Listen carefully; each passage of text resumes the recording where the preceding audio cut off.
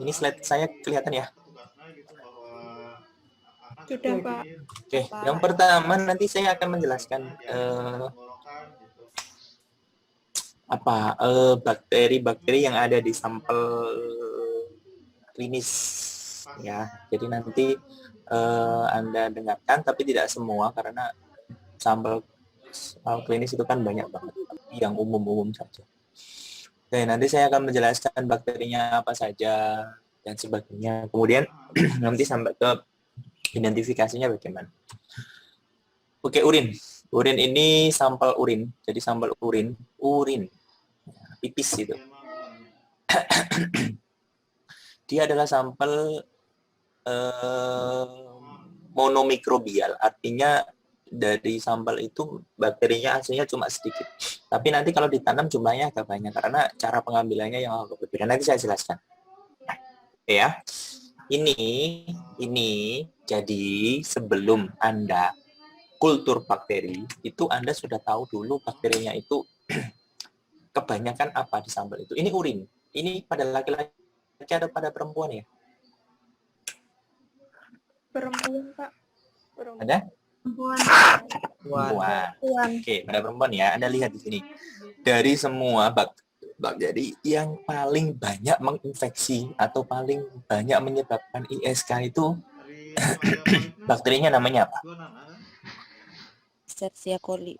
E. coli. Betul ya, E. coli. Ada Proteus mirabilis. Kemudian ada Klebsiella, ada Staphylococcus saprophyticus, ada Klebsiella, dan ada bakteri patogen yang lain. Tapi dari semua itu yang paling banyak adalah E. coli.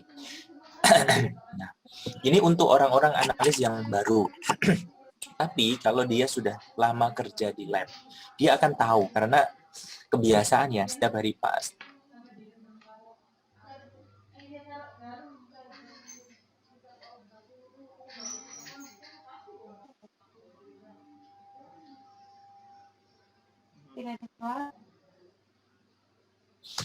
Itu kadang-kadang. Nah, tapi kalau untuk yang saintis atau yang baru dan sebagainya itu ya dari sini, dari penelitian itu, oh ternyata bakteri E. coli itu yang paling banyak menyebabkan infeksi pada perempuan. Kemudian kalau ini pada laki-laki, jadi E. coli-nya juga paling banyak. Kemudian ada Proteus mirabilis juga, ada Pseudomonas, ada Acinetobacter, ada Enterococcus faecalis, dan lain-lain.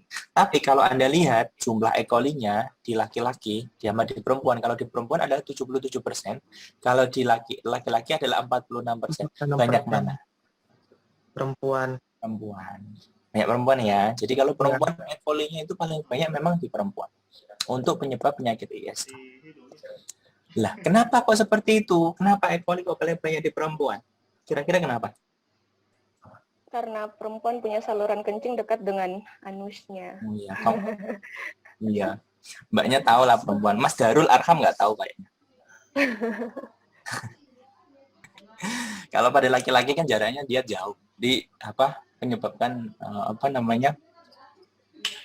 E. coli juga. Karena E. coli itu flora normal di organ pencernaan. Kemudian yang kedua, saat ini kasus ISK itu banyak di anak-anak bayi yang baru lahir, itu juga banyak. Kalau bayi baru lahir itu biasanya di anak laki-laki. Karena laki-laki biasanya sekarang itu kasus fimosis itu tinggi. Fimosis itu penyempitan penis yang sebelum dikhitan gitu. Jadi ketika pipisnya agak kesulitan, terus terjadi infeksi di dalam salurannya, terus E. coli-nya sekarang banyak kasus seperti itu. Ya, oke. Yang pertama, koleksinya. Ya, koleksinya harus pagi hari. Jadi pagi hari. Kemudian pancar tengah.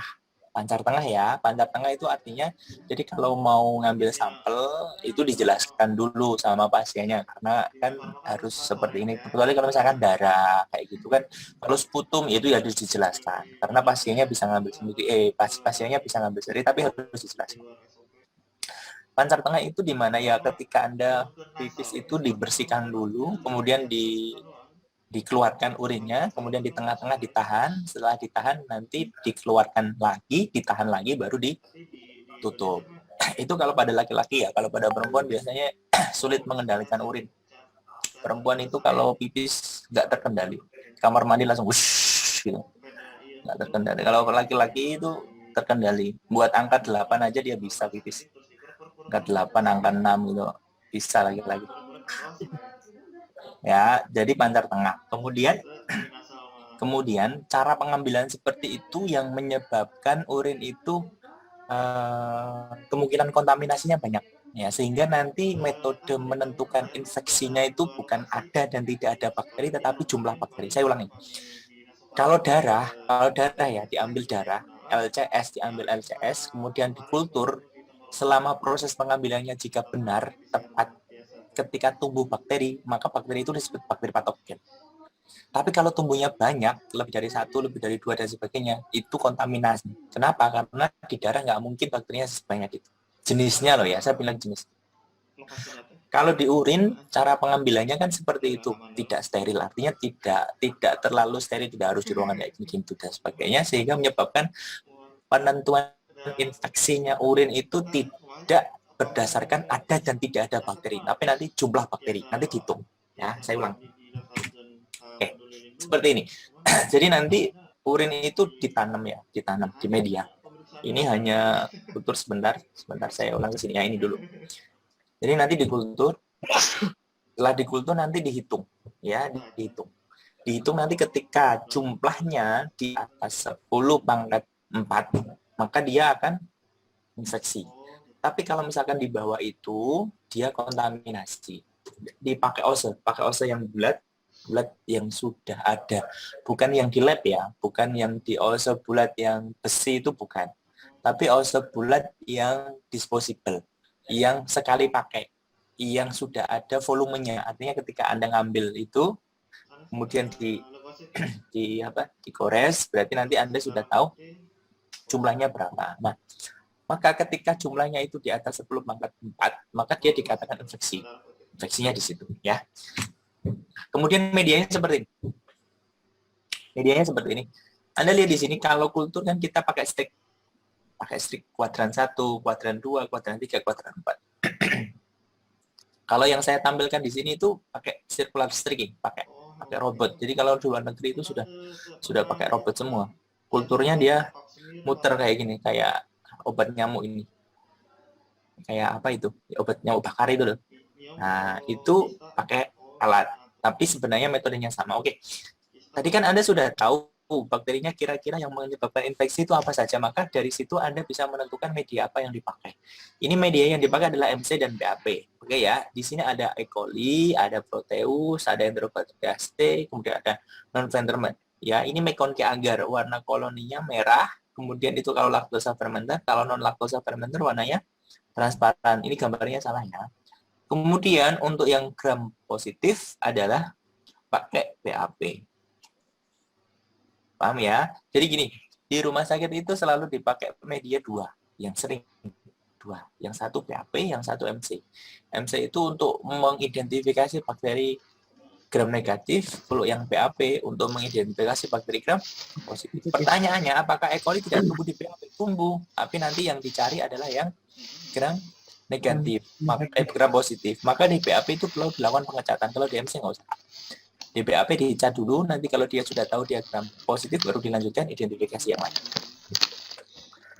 Oke ya, itu sampel urin. Ada pertanyaan sampai sini untuk urin? Nggak ada? Kalau nggak ada, lanjut ke feses. Feses itu polimikrobial. Polimikrobial itu artinya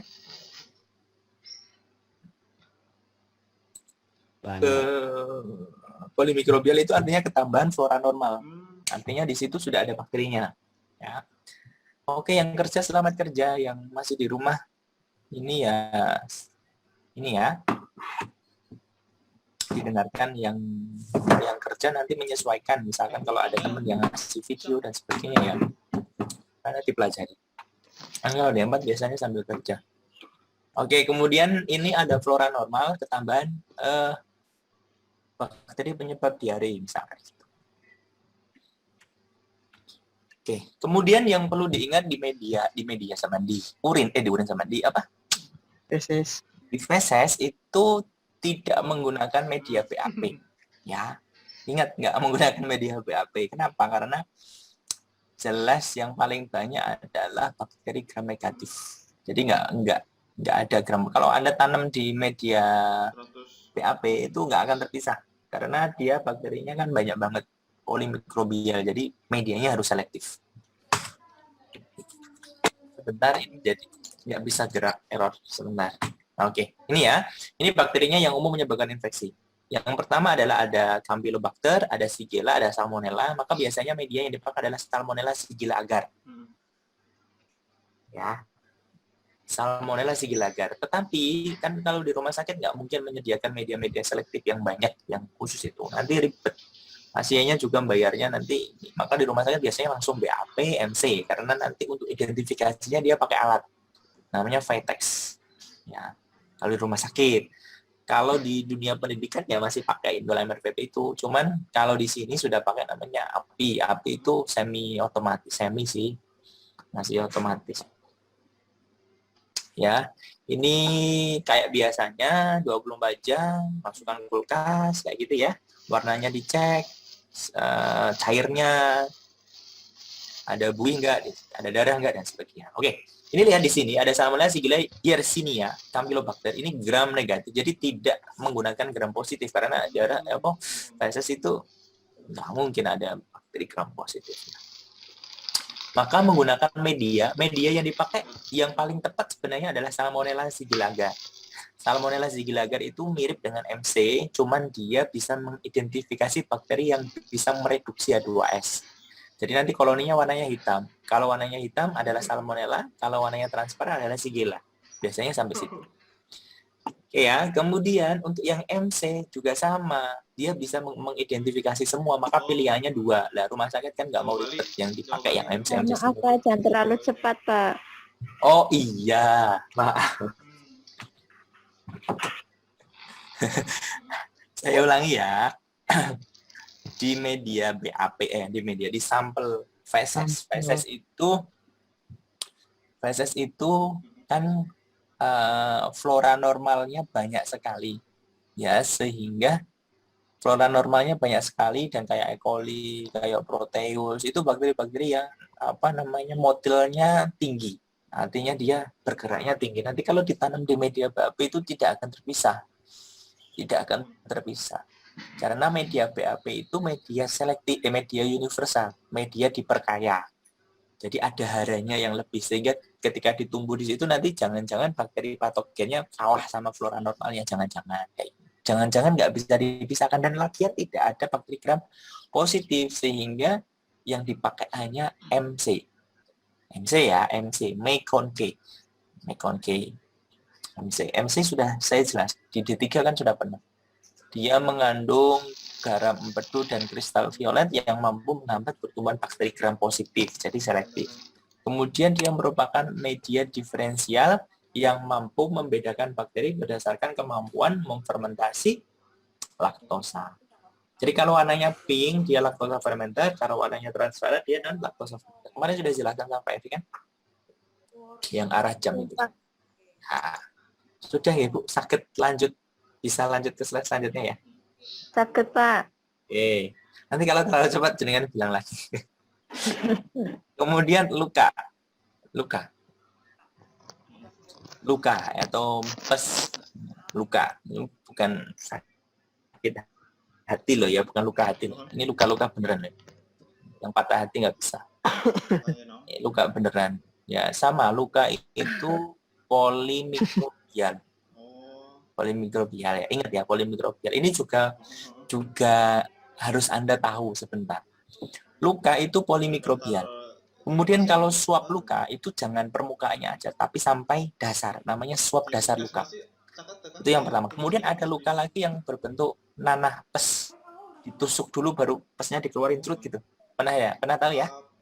Pernah kan? Nah, Ya? Oke, itu saya mau tanya. Kira-kira bakteri di situ itu bakteri yang aerob saja apa anaerob juga? Dua-duanya. Dua-duanya. Jadi nanti perlu inkubasi anaerob juga. Oke, jadi dari sana Anda harus tahu, oh ini perlu media-media yang bakteri-bakteri yang perlu perlakuan di aerob apa anaerob. Kayak gitu. Kalau urin ya aerob. Feses aerob, naik udara aerob, di darah kan ada oksigen. Tapi kalau di luka ini ada aerob, ada anaerob. Oke, itu yang pertama. Ini bakterinya lumayan banyak karena luka. Lebih banyak dari feses. Kalau feses gram positifnya enggak ada. Kalau ini banyak malah gram positif karena kan kulit itu flora normalnya ada Staphylococcus epidermidis, yang patogen ada aureus dan sebagainya. Itu banyak bakteri gram positif. Kemudian di luka sendiri itu beda-beda bakterinya, kemungkinan beda-beda. Ada infeksi kulit, ada luka trauma, ya. Bakterinya banyak, ada Staphylococcus, Streptococcus, ya, ada Clostridium. Clostridium juga ada. Clostridium tetani, Aeromonas, Pseudomonas. Pseudomonas itu yang warnanya hijau, maka biasanya nanah-nanah ada warna hijau, sputum yang warnanya hijau. Itu pigmennya dari Pseudomonas, ya. Kemudian anaerob bakteria, ada anaerob bakteria. Ya, ada Salmonella, ada E. coli, ada Enterococcus, ada anaerobik bakteria. Ini bakteri-bakteri yang umum menyebabkan infeksi di luka. Oke. Jadi ya. Ya, Pak. Ya, sebenarnya oke. Ini.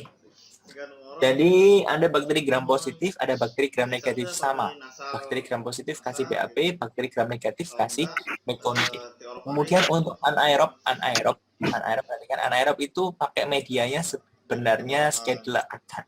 Tapi kalau misalkan nggak ada, kasih BAP juga bisa, tapi inkubasinya anaerob. Ya, diinkubasi anaerob. Inkubasi anaerob. Kalau nggak punya anaerob, bisa pakai anaerobic chair. Anaerobic chair itu sejenis kotak atau toples gitu yang kemudian nanti dikasih gaspack untuk mengikat oksigennya sehingga kondisi di dalam situ anaerob. Nanti kalau Anda kultur bakteri anaerob tapi inkubasinya nggak anaerob, ya nanti bakterinya nggak mau tumbuh. Bakterinya nggak mau tumbuh. Sesimpel. Setengah arti abinya kemana bisa gitu.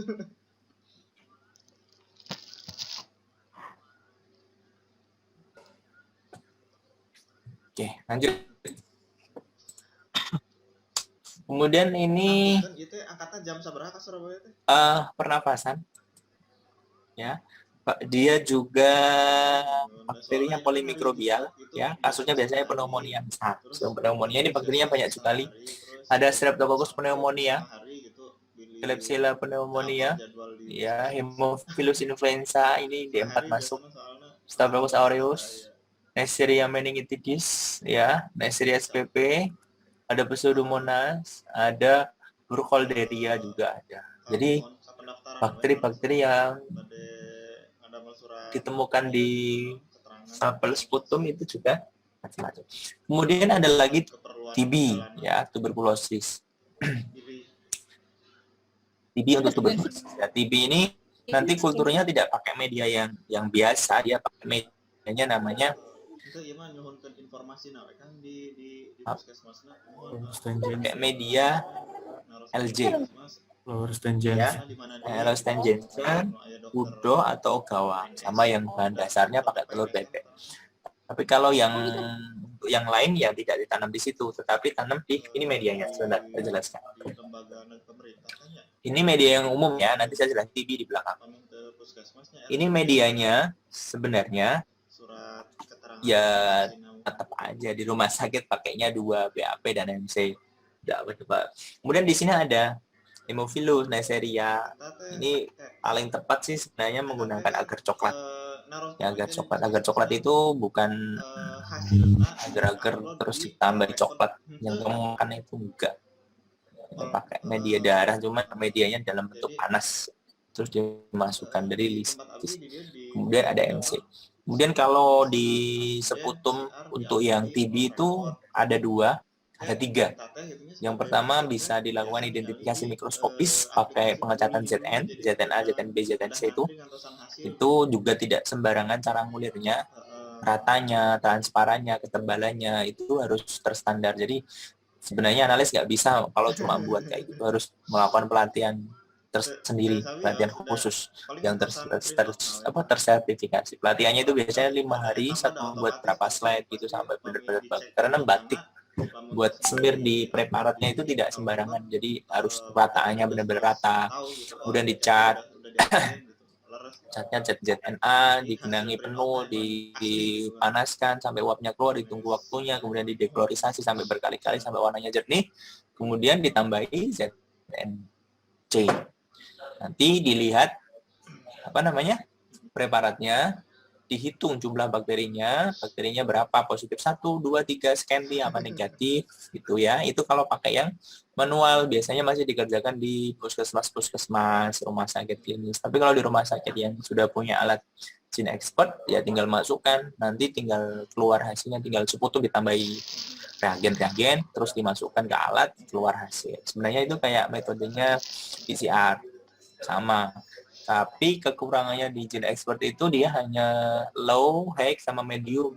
Artinya dia terinfeksinya itu rendah, tengah, apa tinggi. Kemudian bisa mengidentifikasi rifampicin, antibiotik satu. Tapi kalau pakai manual ya tadi pakai pengecatan, kalau enggak nanti ditanam di media Ogawa. Cuman di rumah sakit sama klinis tidak mungkin melakukan itu karena untuk nanam TB itu butuh waktu 6-8 minggu, jadi 2 bulan baru tumbuh. Bakterinya baru tumbuh, medianya pakai telur bebek. Itu biasanya yang masih kerjakan sampai sekarang itu BBLK untuk melihat pola resistensi bakteri terhadap antibiotik. Itu ya untuk yang TB. Oke, sebelum ke sana, saya jelaskan dulu yang ini. Ini kemarin sudah pernah saya jelaskan, tapi saya jelaskan lagi karena ini penting sekali. Ya, ada 2 uji yang sangat penting untuk mengawali identifikasi bakteri sebelum nanti ke bakteri yang lain. Masih 15 menit ya. Yang pertama adalah uji mohon sahur nama kami setelah pasca Covid gitunya di anu tadi nate kaciumna naon teh, jadi daya ciumna jadi menurun, cuman tiasa dilatih gitu kan, dilatih non ya. Memang mendalami setelah Oke, yang pertama uji katalase dan yang kedua uji oksidase. Anda ingat uji katalase itu adalah uji spesifik untuk fokus gram positif. Bisa nggak untuk batang gram negatif? Bisa, batang gram negatif pun bisa. Tapi uji pertama katalase, uji keduanya untuk gram negatif itu oksidase. Maksudnya dilatih teh jadi uji oksidasinya seperti ini, nanti saya jelaskan di belakang. Ini aja yang penting. Jadi kalau Anda ketemu bakteri dari pengecatan fokus gram positif, langsung dilanjutkan uji katalase. Kalau dia bergelembung, dia positif, kelompoknya Staphylococcus spp itu anggota dari genotipe ya.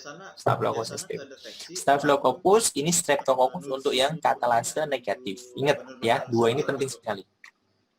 Kemudian untuk oksidase itu untuk batang gram negatif, Enterobacteriaceae dan non-Enterobacteriaceae. Reagennya seperti ini, sebentar saya jelaskan.